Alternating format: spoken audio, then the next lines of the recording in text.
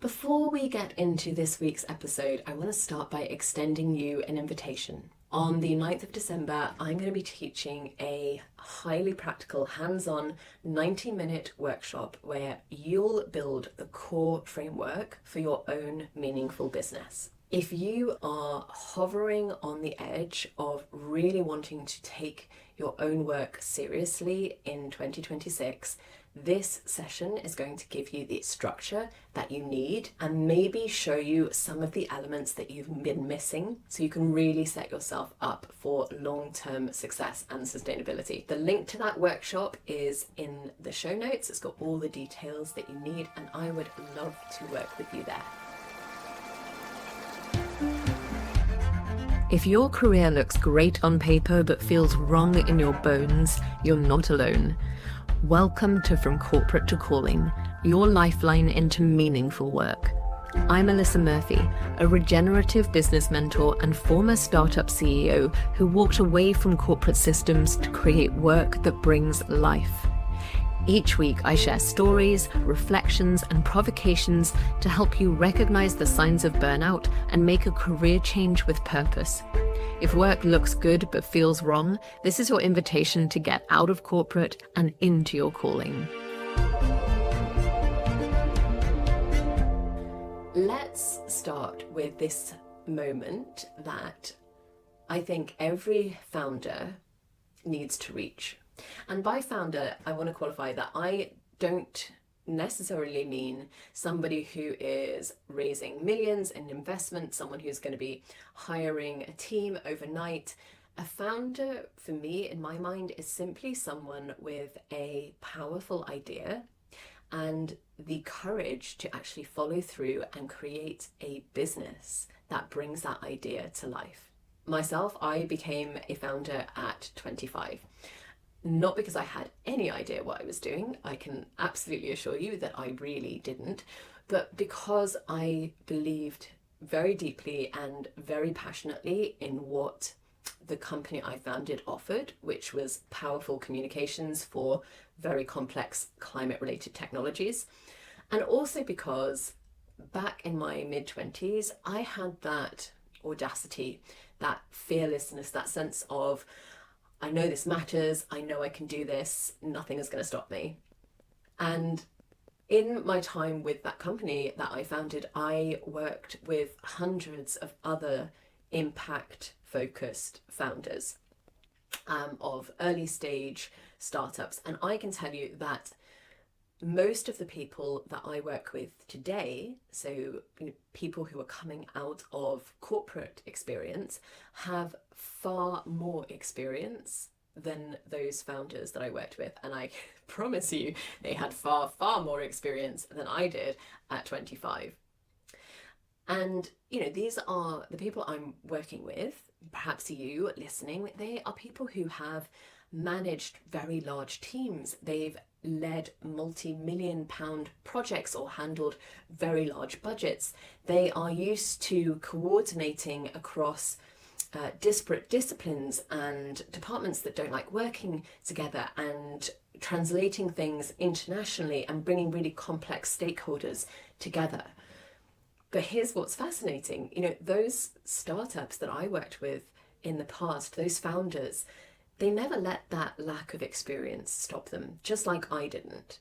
They built companies around ideas that weren't even tested yet. They operated on belief and momentum long before they had ever proved commercial viability. Meanwhile, the people that I work with today who have very deep professional experience, the ones who really on paper should be the most confident, people like you, often hesitate. And it's not because they lack talent. It's not because their ideas aren't strong. It's because they've never quite made that full-bodied commitment to their value and their work. I really want to emphasize this point, so I'm going to say it again. It doesn't matter how much experience and talent and skill you have. It doesn't even matter how strong your proposition is. If you never make a full commitment to doing that work, to becoming the CEO of your own business, no matter how small, and to actually building a viable, resilient, long-term business from that work, you will not succeed. And that's what I often sadly see, is that people kind of hover at the threshold of that commitment. They're still in that place where, they're thinking, is this still a side project? Is this kind of a hobby that I have? Is this just kind of a passion piece that I keep in the background? Or is this really my life's work? By which I mean not necessarily the work that you're going to do for the rest of your life, but the work that you are committing your life to right now, and that could potentially serve you for the rest of your life. Making that kind of commitment to your work is a really big moment, and a lot of people never quite get there. And I understand that it feels so real, it feels really risky, it feels deeply personal, and it can bring up all kinds of kind of deeply embedded issues and doubts and programming from right back to our childhoods. And you can't fake that commitment. You can't kind of, look in a mirror every morning and chant mantras at yourself until you've made that commitment. You don't push it. You don't fake it. So what can you do? Okay, so you can answer 2 questions. They're the 2 questions that are forming the foundations of our episode today. And when you answer these questions well and deeply, they will make your work far more resilient, and they will give you the confidence to really commit to it. And when you have robust, grounded answers to these questions, then you can give yourself a strong structure to build from, a structure that will sustain you for years. With those foundations in place, the commitment part will start to flow naturally. You don't have to fight for it. You will just feel it. So let's not wait any longer. Let's break it down, because these 2 pieces are so easily and so often overlooked. And I know from my own personal experience as an entrepreneur, both in my previous company and in the work that I do now, and in all the work that I do with clients that are setting out to build their own meaningful businesses, that these 2 components will just make all the difference. So it's so worth spending time thinking about these and answering these questions, no matter what stage you are at. The first question: how do you actually want work to feel? This piece is absolutely critical, and I would be surprised if you have really taken the time to think about that, because most people never have. And that's understandable, right? Because if you look at the conventional corporate world of work, we don't have an awful lot of choice about how that work feels. It's actually more about what are we willing to tolerate. Okay, but this is regenerative work. This is creating a meaningful business on your own terms, and you absolutely get to choose how you want that work to feel. Now, let me be clear, I'm not talking about your values or your mission. The chances are, even if you've not articulated that fully, that part, that kind of why part for you is actually pretty strong. Most people in this kind of space, they have that in abundance, even if it's, like I say, it's not something that they can reel off in a quick sort of 1-minute pitch. What I'm talking about is the kind of the conditions, the boundaries, the balance that make your work genuinely sustainable for you. It's the rhythm of work and life. It's the strong, powerful boundaries that you put in place so that work does not become all-encompassing, overwhelming, so you never have to experience burnout again. It's the pace that you are able to work at for your life circumstances and this phase and this season of your life. It's your energetic capacity and honoring that. And it's the spaciousness that you want around your work and what it needs to make room for beyond just work all the time. It's the part where work and life really come together and support each other. And it's also important to be really clear about what you are no longer willing to compromise, and acknowledge the experience that you have had up to this point and how things are going to be different for you in the future.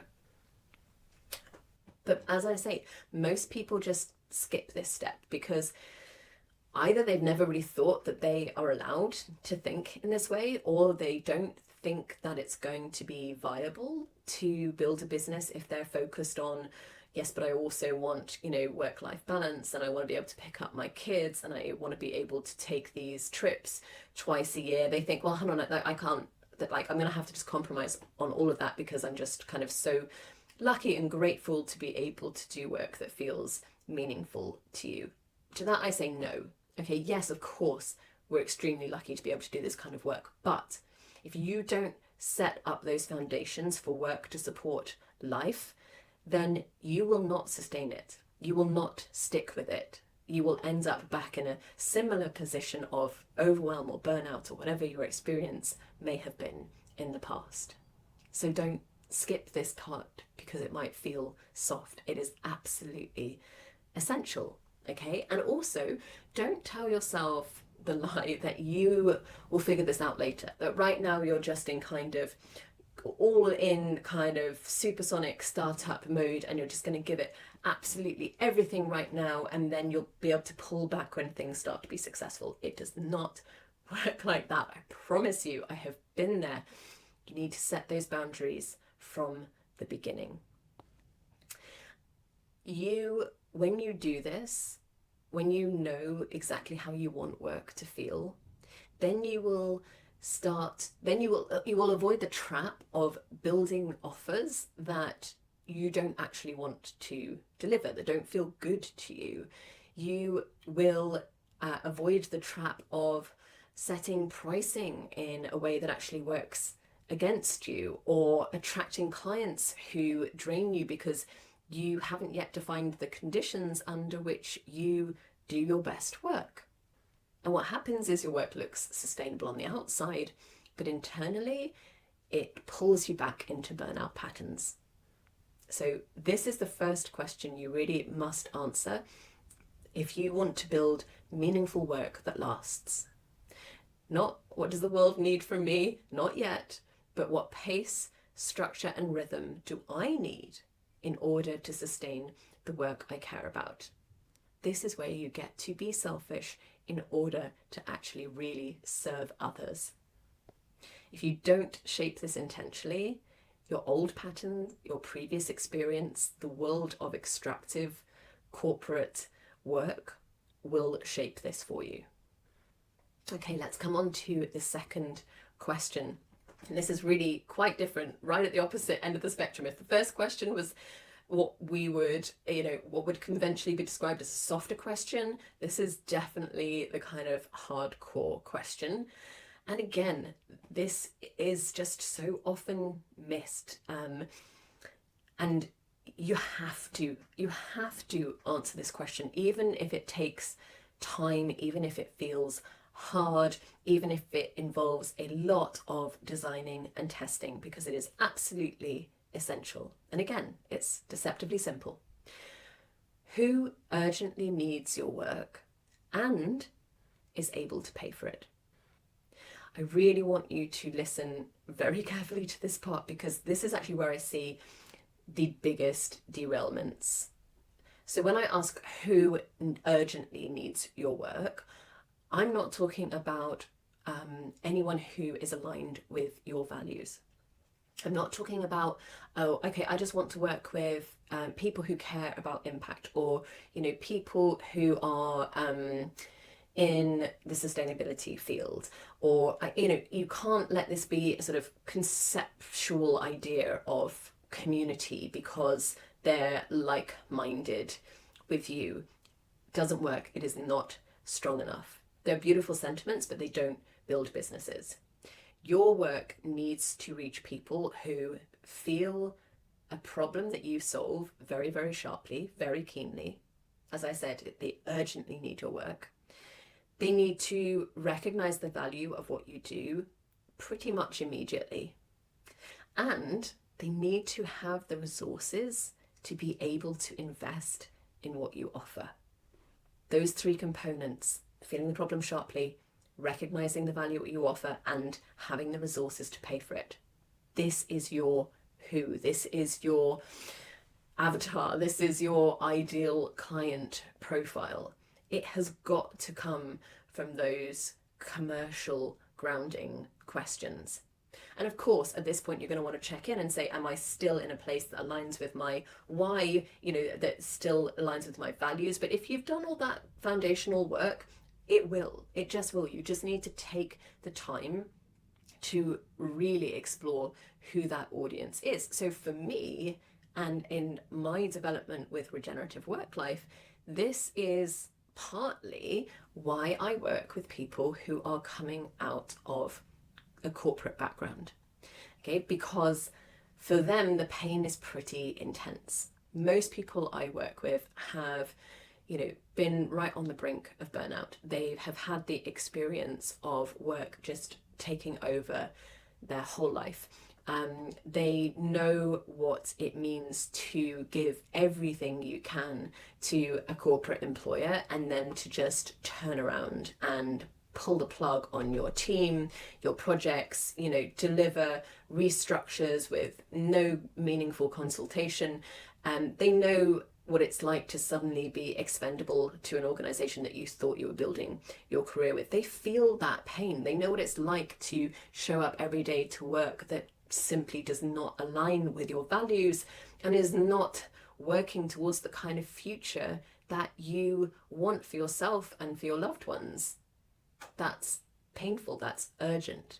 So for me, for the people who need what I can offer, the people who need it most urgently are those people transitioning out of corporate. That doesn't mean that I can't and don't work with people who haven't been in a classical corporate background, of course, but the majority of my clients have, and they feel that pain and they urgently want to change.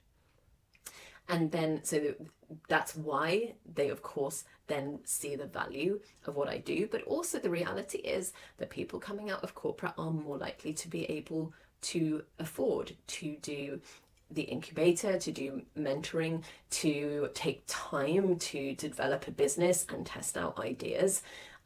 They have the resources, not everyone, of course, but many people do have the resources to go on that journey and kind of have the startup capital, if you like, to build their own business. So hopefully sharing that example from my work shows you just why it's so important to answer this who question with this kind of discipline and rigor, because this is how the value flows. This is how you get paid for what you do. And if you don't have this part really solidly in place, it's really likely that you will spend a lot of time having very interesting conversations about your work, but people not actually converting to the point of wanting to pay you. Or you will get an awful lot of invitations because you're going to be really good at what you do and really impassioned about it, and people are going to want to get involved, but that doesn't mean that they are actually in a position to pay you, to invest in you. You've got to have those commercial foundations in place. When this piece is vague, everything else becomes vague. Your offers, your messaging, your pricing, your confidence. Like, you don't need me to tell you how saturated the market is. You have to be able to speak immediately to your person, and you can only do that when you know exactly who they are and what you have to offer them.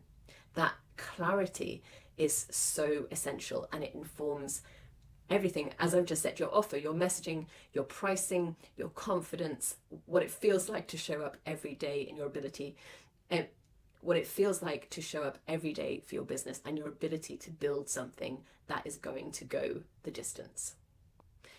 So these are the two questions, and what they are going to give you is a work life that truly feels sustainable and supports you and supports everything else that is really meaningful to you outside of your work. And it's going to give you the commercial resilience that just has to be there in order to build a business that sustains you, supports your family. So let's look at what happens when you bring those two pieces together, when you know how you want work to feel and who your work truly serves. Everything becomes simpler. Your offer becomes tighter and clearer.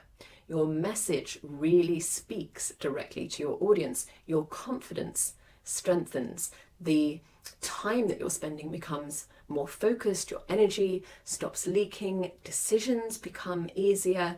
You stop circling around ideas and you're really able to make commitments.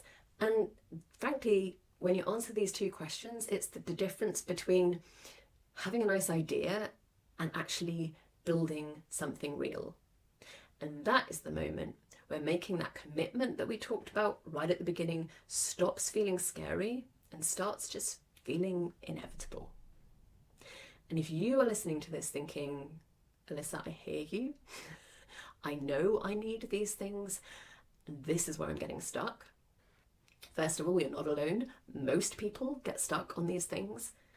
And also that's exactly why I've created this workshop on the 9th of December. It's not theory, it's not concept, it's not sort of vague worldview or philosophy. This workshop is practical, it is structured, it is actionable. In 90 minutes, together, we will create your meaningful business quadrant. This is a simple but powerful framework that pulls together why your work matters, how you want your work to feel, what deeper value you have to offer, and who urgently needs that value and can pay for it. And by the end of that 90-minute workshop, you're going to by the end of that 90-minute workshop, you are going to walk away with a clear direction for your meaningful business that you can build in 2026, clarity on the conditions that you need in order to sustain your work, a grounded understanding of your unique strengths and value, clear picture of the audience that actually needs your work, and a practical plan to take next steps to make this a reality. On the 9th of December, there are going to be 2 time slots available that will hopefully work for my people in different parts of the world. There will be a replay available. There's workbook included. It's in a webinar format, so you will not be visible. I know this is something that's quite important for people, perhaps you're still in a job, or you've just recently left, or for whatever reasons you want, you're keen to do something like this, but you don't necessarily want to do it publicly. Absolutely fine. Webinar format, your camera will be off, your mic will be off, you can choose your own name, the chat will be live, and absolutely encourage you to take part and get involved there. And if you want to come on and ask questions or have my feedback on your framework or get some coaching, you can do that, but it's absolutely up to you.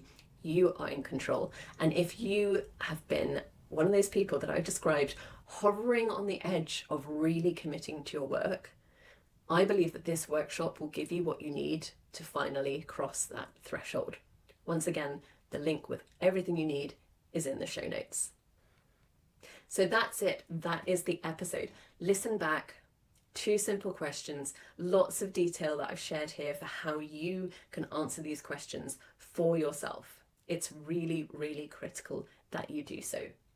Thank you for listening. And more importantly, thank you for being someone who cares enough about your work to build it with intention and to build it outside of the extractive systems that we all know need to stop. If this episode spoke to you, the workshop will take everything that we've covered today deeper and help you put it into action. But regardless of whether that is the right choice for you, I look forward to welcoming you back here on the podcast and continuing to support you on your journey from corporate into calling. See you next week. If this episode of From Corporate to Calling was helpful or inspiring, follow the show so you don't miss an episode. And if you know someone who's questioning their career, send them this podcast. Lifelines are meant to be shared. Remember, you don't have to tolerate burnout or misalignment. You can redirect your skills into meaningful work that brings back life to you and to the world around you.